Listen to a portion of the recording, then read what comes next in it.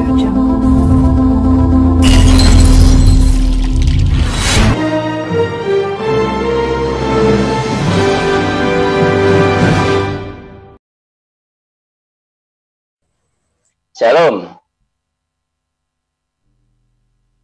Saudaraku yang dikasihi Tuhan,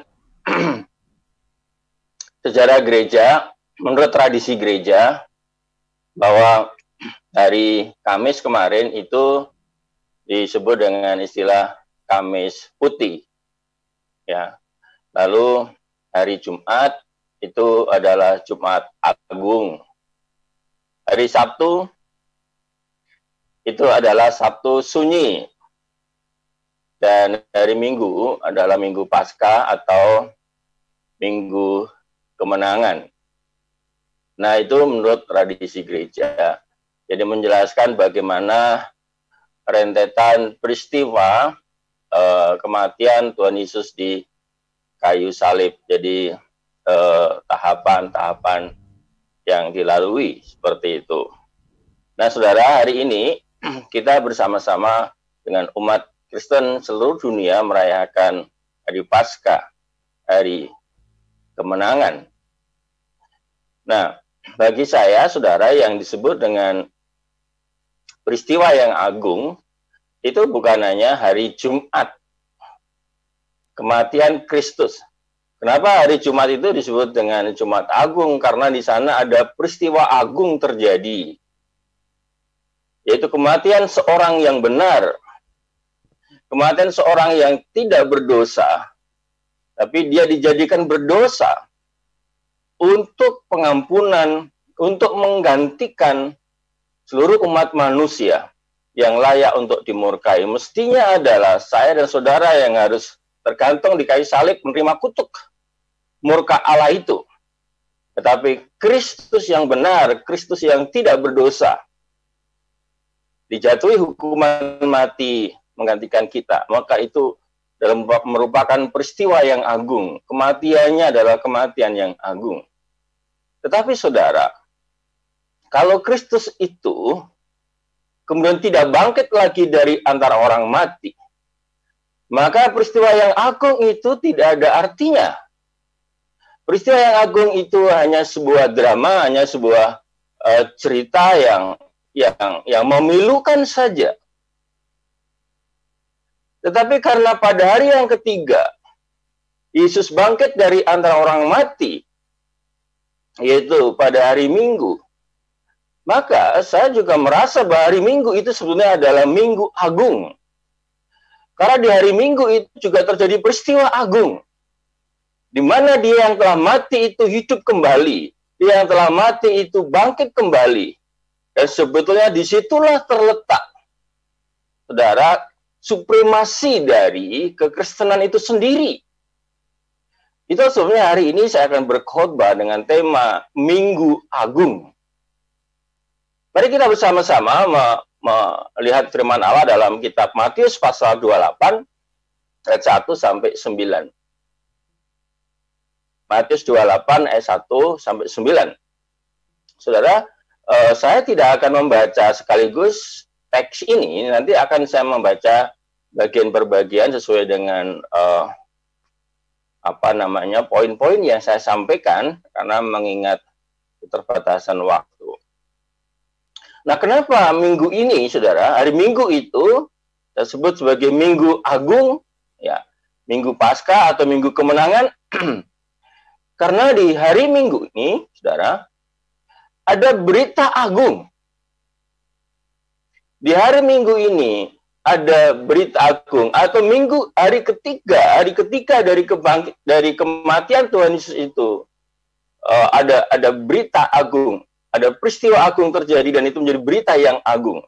Mari kita lihat di dalam teks kita ayat 1 sampai 6.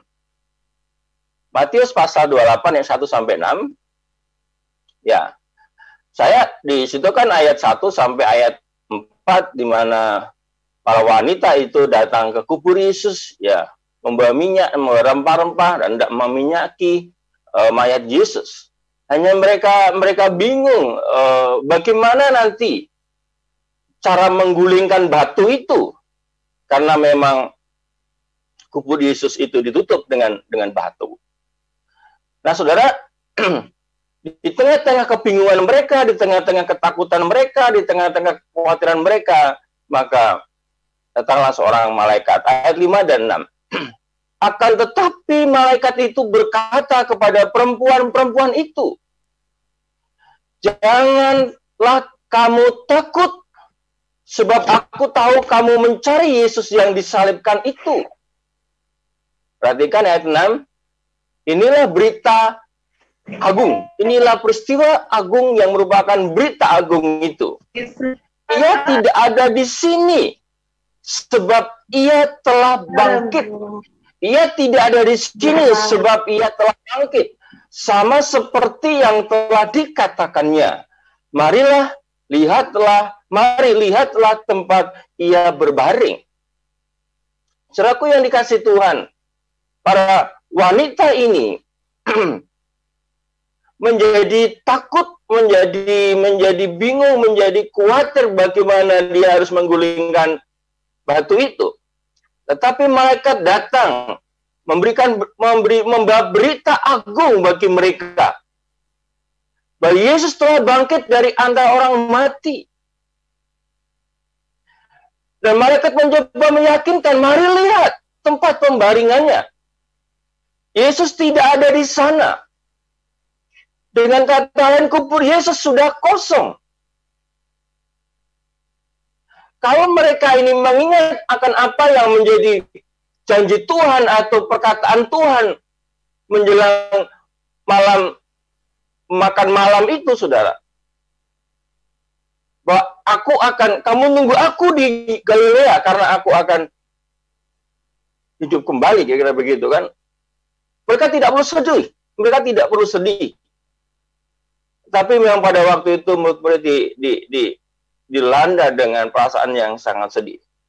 Maka ketika malaikat datang menyampaikan berita bahwa ia tidak ada di sini, sebab ia sudah bangkit, ini adalah merupakan berita agung, sukacita bagi murid-murid kala itu. Ini adalah berita sukacita bagi murid-murid kala itu. Kematian Yesus telah membuat mereka mengalami kesedihan yang mendalam. Kematian Yesus mereka telah mengalami keterpurukan secara psikologis. Hilang harapan. Nah, bagi murid-murid ini adalah harapan yang baru. Harapan yang layu telah menjadi mekar kembali. Harapan yang layu telah segar kembali. Bahkan harapan yang mati itu telah hidup kembali. Kenapa? Karena mereka mendengar berita agung. Yesus Kristus, Sang Guru Rabi itu telah hidup kembali. Tentu ini kabar yang sangat menggembirakan, kabar yang sangat sukacita. Kalau sudah membaca pada ayat berikutnya, mereka pergi ke tempat murid-murid yang lain itu, lari dengan sukacita. Mungkin mereka tidak memperhatikan lagi sekelilingnya apa yang terjadi, apa yang ada. Saking sukacitanya mendengar berita yang agung itu. Saudaraku yang dikasih Tuhan, bagi murid-murid, berita agung itu merupakan harapan baru bagi harapan yang baru bagi mereka. Nah, kebangkitan Yesus Kristus, saudara, ini juga menjadi sangat penting bagi kita, orang percaya. Kebangkitan Yesus adalah fondasi iman. Kebangkitan Yesus Kristus telah ditolak oleh banyak orang. Ada yang menganggap bahwa kebangkitan Yesus itu adalah mitos. Tetapi Alkitab mencatat Yesus betul-betul bangkit dari antara orang mati. Bahkan Paulus mengatakan kebangkitan Kristus itu menjadi fondasi iman Kristen. Dengan kata lain, kalau Kristus tidak pernah bangkit dari antara orang mati, maka kekristenan tidak memiliki dasar yang kuat. Kekristenan tidak memiliki fondasi yang kuat. Kekristenan akan rapuh. Kekristenan akan mudah hancur ketika dilanda oleh berbagai macam aniaya. Sudah bisa dalam 1 Korintus pasal 15, ayat 14, 15, dan 18. Bagaimana Rasul Paulus meyakinkan kepada jemaat di Korintus yang kala itu juga muncul bidat-bidat, muncul orang-orang yang tidak percayakan kebangkitan. 1 Korintus 15 ayat 14, 17, dan 18. Dan jika Kristus tidak dibangkitkan, sia-sialah pemberitaan kami, dan sia-sialah juga imanmu. Kalau pemberitaan Injil itu menjadi sia-sia, khotbah-khotbah para rasul itu sia-sia, maka apa yang kita percaya atas khotbah mereka, atas penginjilan mereka, itu juga menjadi sia-sia.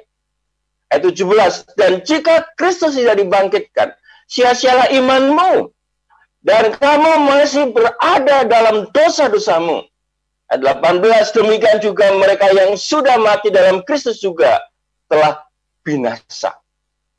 Nah, saudara, ada 5 dampak kalau Kristus tidak bangkit dari antara orang mati. Ada 5 masalah besar yang akan dihadapi oleh kekristenan kalau Kristus tidak pernah bangkit dari antara orang mati. Jika Kristus tidak bangkit, maka yang pertama dikatakan pemberitaan Injil dari para rasul itu adalah sia-sia.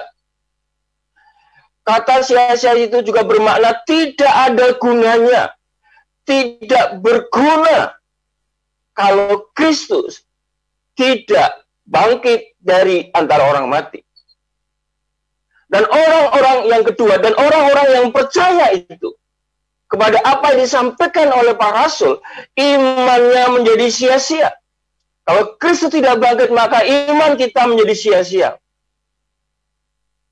Ini memiliki arti bahwa tidak memiliki harapan apa-apa.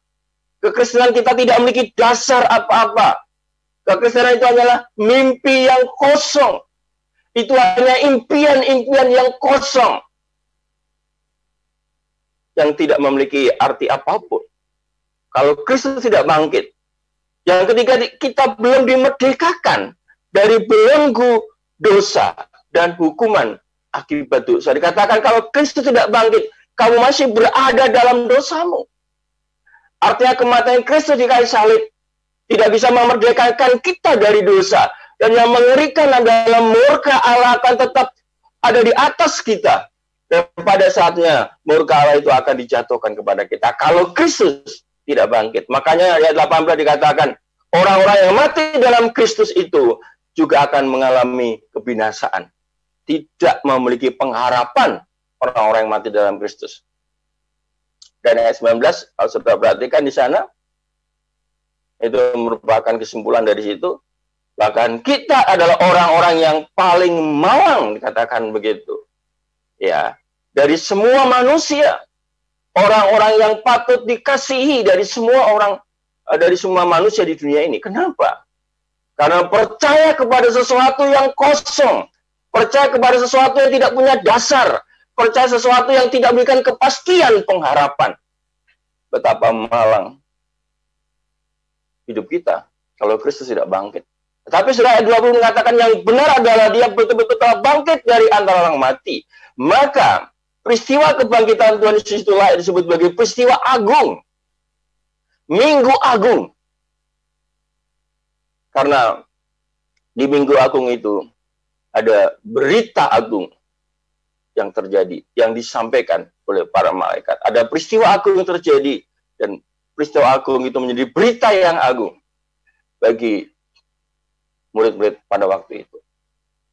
Lalu, kenapa Minggu Paskah, Minggu Kemenangan, hari yang ketiga dari kematian Yesus pada kebangkitannya itu adalah hari atau Minggu Agung? Karena yang kedua adalah di minggu itu ada amanat agung yang disampaikan oleh para malaikat kepada murid-murid. Jadi bukan hanya berita agung, tetapi juga ada amanat agung. Perhatikan ayat 7 dan 8. Matius 28 ayat 7 dan 8. Dan segeralah pergi dan katakanlah kepada murid-muridnya bahwa ia telah bangkit dari antara orang mati. Ia mendahului kamu ke Galilea. Di sana kamu akan melihat dia. Sesungguhnya aku telah mengatakannya kepadamu. Mereka segera pergi dari kubur itu dengan takut dan dengan sukacita yang besar dan berlari cepat-cepat untuk memberitahukannya kepada murid Yesus. Para wanita itu diperintahkan oleh para malaikat, diberi amanat oleh malaikat supaya memberitakan peristiwa yang agung itu, menyampaikan berita yang agung itu, yaitu kabar sukacita kepada murid-murid yang lain. Berarti kan di ayat yang ke-8 itu, saudara, karena saking gembiranya, saking sukacitanya, para wanita ini berlari cepat-cepat, berlari segera, mereka segera pergi dari kubur itu, ya, dengan sukacita yang besar dan berlari cepat-cepat. Karena ini berita yang luar biasa, yang harus segera disampaikan. Ini berita yang sangat dahsyat yang harus segera disampaikan. Murid-murid yang lain tidak boleh terpuruk di dalam ketakutan, tidak boleh terpuruk di dalam menghadapi masalah ini. Secara psikologis mereka tidak boleh hancur, harapan mereka tidak boleh hancur. Itulah sebabnya para wanita ini dengan sukacita yang besar dan dari lari cepat-cepat untuk memberitakan kabar agung ini, berita agung ini, sukacita ini, saudara. Saudaraku yang dikasih Tuhan, kita di sini para wanita itu diperintahkan oleh malaikat supaya menyampaikan kabar sukacita kepada murid-murid yang lain, menyampaikan peristiwa agung, menyampaikan berita peristiwa agung. Apa itu? Yaitu kebangkitan Kristus. Ini adalah merupakan amanat agung yang harus disampaikan. Menyampaikan berita peristiwa agung itu adalah amanat agung. Saya tidak bisa bayangkan bagaimana mereka yang tadinya itu tertunduk lesu, ya, tidak berani bertemu dengan orang lain, terutama orang-orang Yahudi. Mereka berada dalam persembunyian seolah begitu. Ketika mendengar berita ini, ada sukacita yang luar biasa. Dan sudah 40 hari kemudian, amanat tersebut ditegaskan ulang oleh Tuhan Yesus sendiri. Saat perpisahan dengan murid-murid ketika Yesus hendak naik ke surga. Di mana amanat tersebut harus disiarkan ke seluruh bangsa di seluruh dunia. Berita peristiwa agung itu, berita agung dari peristiwa yang agung itu. Tidak boleh hanya mereka nikmati sendiri, tapi terus disiarkan ke seluruh dunia. Disiarkan kepada seluruh bangsa. Kita bisa melihat dalam pasal 28 ini, ayat 19-20, itu bicara tentang bergila jadikan semua bangsa muridku, tapi saya akan mengutip Markus pasal 16, ayat 15-16. Markus 16, 15-16. Lalu ia berkata kepada mereka, pergilah ke seluruh dunia. Beritakanlah Injil. Apa itu Injil? Injil itu ya peristiwa yang agung itu tadi. Kebangkitan Kristus. Ya. Karena tanpa kebangkitan Kristus, maka Injil bukanlah kabar sukacita, bukanlah berita agung. Beritakanlah Injil kepada segala makhluk. Siapa yang percaya akan dibaptis, siapa yang percaya dan dibaptis akan diselamatkan. Tetapi siapa yang tidak percaya akan dihukum. Ya, tentu yang dimaksud dengan memberitakan Injil kepada segala makhluk di sini menunjuk kepada orang-orang yang belum percaya kepada Tuhan Yesus. Ayat 16 itu jelas. Amanat ini tidak berarti, amanat ini tidak berhenti di murid-murid dan rasul-rasul saja. Karena ini berita yang sangat agung, berita yang sangat akbar, yang harus dunia dengar. Amanat ini tidak boleh berhenti di murid-murid dan rasul-rasul. tetapi harus berestafet di dalam kehidupan gereja. Menyampaikan berita yang agung ini, menyiarkan berita yang agung ini, tidak boleh mandek hanya pada masa rasul-rasul, tapi itu terus berestafet di dalam kehidupan gereja di sepanjang sejarah. Nah, siapakah gereja? Gereja adalah orang-orang percaya. Siapakah orang percaya? Orang-orang percaya adalah kita semua. Tongkat estafet menyampaikan kabar sukacita itu sekarang ada di tangan gereja. Sekarang ada di tangan saudara. Berita yang luar biasa ini tidak boleh mandek pada diri saudara sendiri. Tapi harus terus. Berita ini kita bawa lari ke seluruh dunia. Karena jelas tadi ayat 16. Siapa yang percaya akan diselamatkan. Tetapi yang tidak percaya akan dihukum. Artinya sudah semua manusia di dunia ini potensi untuk dijatuhi hukuman. Itu sebabnya kita kasih tahu, mereka diberitahu tentang kabar sukacita, berita agung bahwa Yesus telah mati dan bangkit dari antara orang mati, menggantikan kita, menebus dosa-dosa manusia. Persoalan utama manusia bukanlah kebodohan, bukanlah kemiskinan. Tapi persoalan manusia yang utama adalah dosa yang menyebabkan manusia terpisah dari Allah dan menyebabkan manusia diancam murka Allah. Kematian Yesus di kayu salib telah menggantikan posisi manusia, menebus manusia itu. Yesus telah menjadi korban dan Allah menerima korban Kristus itu. Bapa senang dengan korban Yesus Kristus itu, puas dengan korban Yesus itu. Maka jaminan keselamatan dalam Yesus itu adalah pasti. Itu harus disampaikan, diserukan kepada seluruh umat manusia di dunia ini. Ribuan, bahkan jutaan, bahkan mungkin miliaran orang sedang antri ke neraka. Mari berita sukacita, berita agung ini harus selalu kita estafetkan dari generasi ke generasi. 151 bukanlah sesuatu yang terlalu besar, yang terlalu mengerikan. Kalau sudah membaca pada Markus 16 ini, ayat seterusnya 16 itu, Yesus tidak menyuruh kita pergi, Yesus tidak menyuruh kita pergi dengan tangan kosong. Tapi Yesus menyuruh murid-murid itu diperlengkapi dengan karunia-karunia, tanda-tanda ajaib yang luar biasa. Lagi pula penyertaan Tuhan dikatakan, aku menyertai engkau sampai kesudahan zaman. Saudaraku, sekarang ini kalau sudah mau memberitakan Injil, tidak harus mengeluarkan biaya yang cukup besar ya. Karena apa? Saudara bisa menggunakan sosial media yang berbasis internet.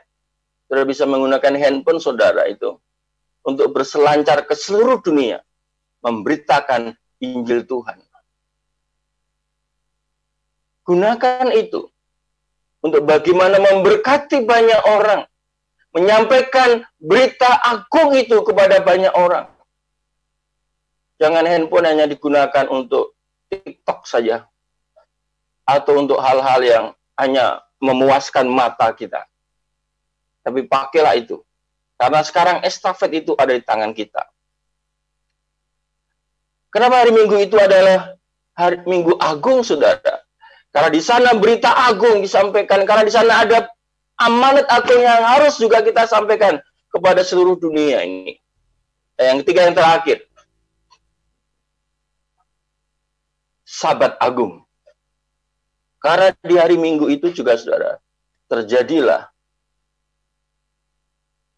dimulailah perubahan Sabat menjadi Sabat Agung. Kita membaca Yohanes pasal 20. Yohanes pasal 20 ayat 19 dan 26. ketika hari sudah malam, pada hari pertama, minggu itu berkumpullah murid-murid Yesus di suatu tempat dengan pintu-pintu yang terkunci. Karena mereka takut kepada orang-orang Yahudi. Pada waktu itu datanglah Yesus dan berdiri di tengah-tengah mereka dan berkata, damai sejahtera bagi kamu. Ayat 26. 8 hari kemudian, murid-murid Yesus berada kembali dalam rumah itu. Dan Thomas bersama-sama dengan mereka. Dan seterusnya.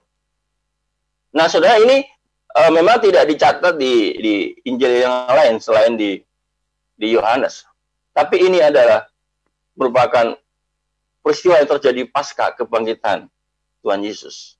Berarti kan di situ, saudara. Jadi peristiwa ini terjadi pasca kebangkitan Yesus.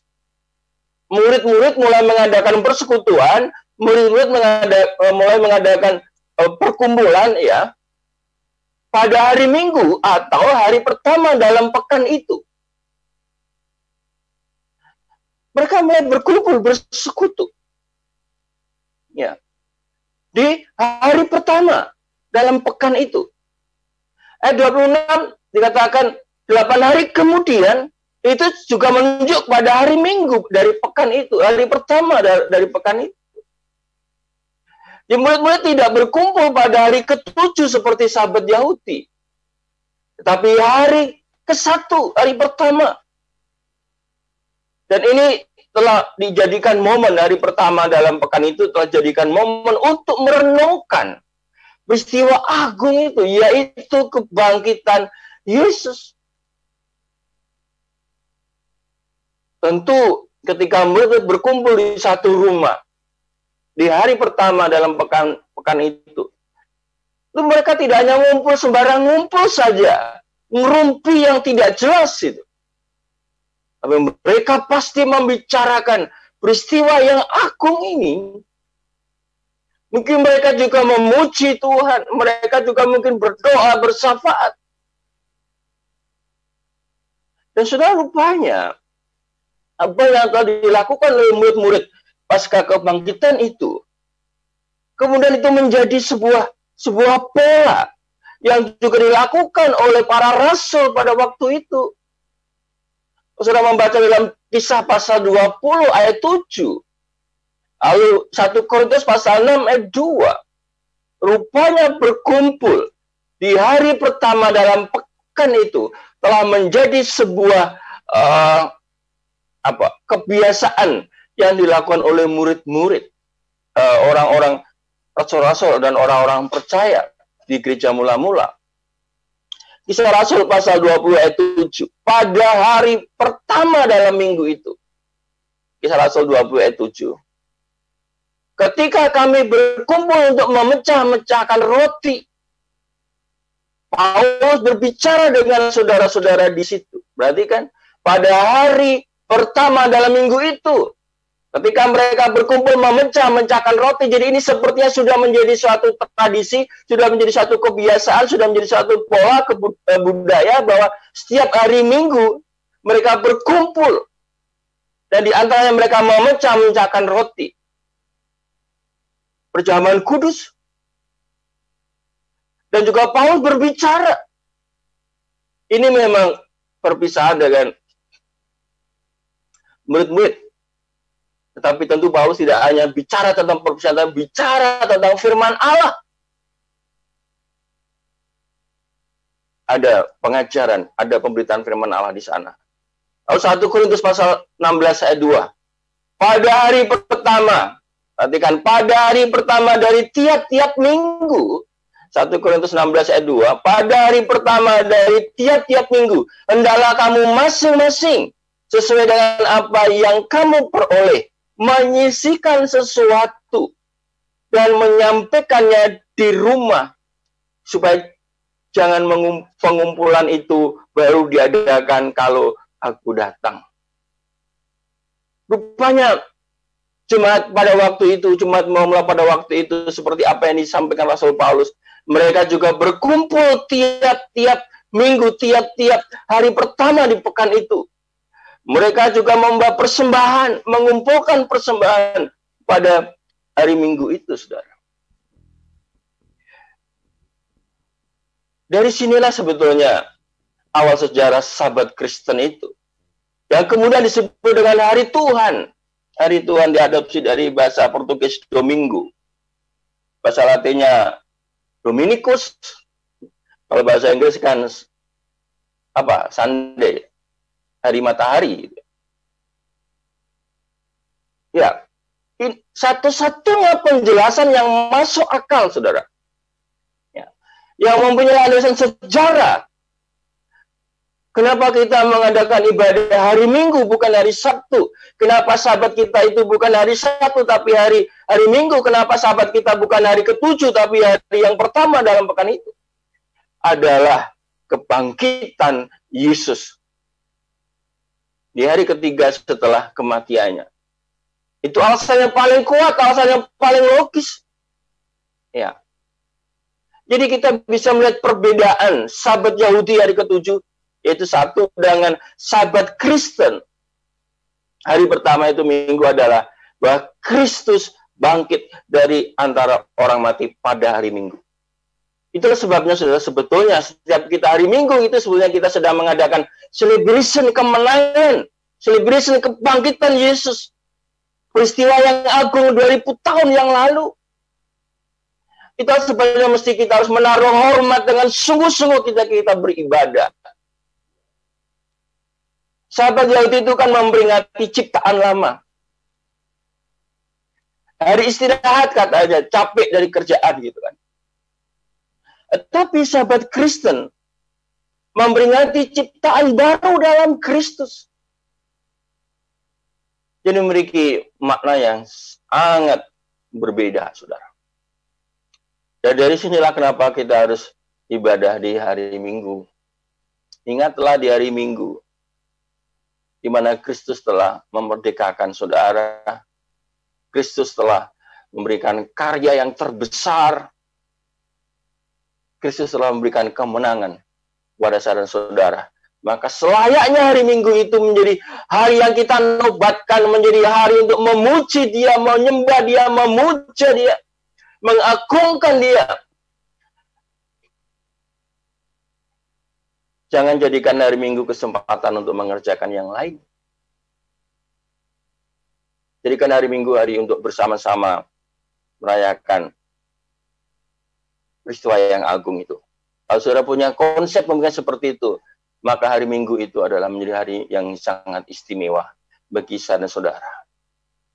Saudara, Minggu Agung adalah bukti nyata kemenangan Kristen.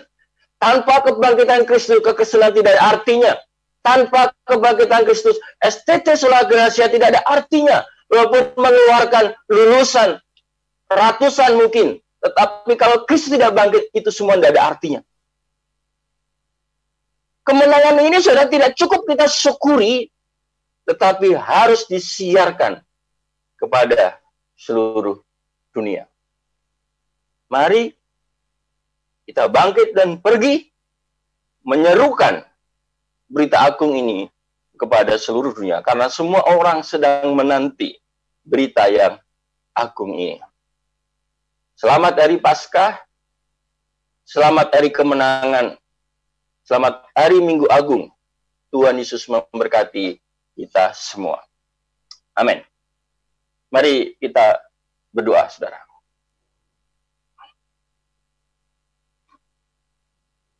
Kembali ya Tuhan, kami bersyukur dan berterima kasih.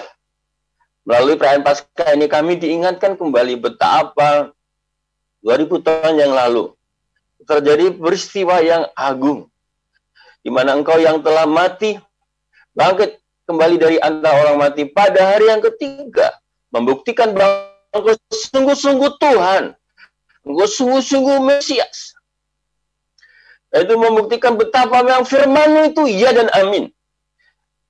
Dan kebangkitan-Mu menjadikan hidup kekristenan kami berarti. Ada masa depan, ada hari esok yang jelas, ada kepastian yang jelas tentang hari esok. Terima kasih Tuhan, kiranya kami juga mau share, mau berbagi berita agung ini, peristiwa agung ini kepada seluruh dunia, pada suku-suku bangsa yang belum pernah mendengar peristiwa agung di selamati bagi seluruh umat manusia. Terpujilah namamu Tuhan. Berkatilah setiap kegiatan dan aktivitas kami hari ini. Dalam nama Tuhan Yesus Kristus kami berdoa dan kami bersyukur. Haleluya. Amin. Terima kasih, saya kembalikan kepada Ibu Nia.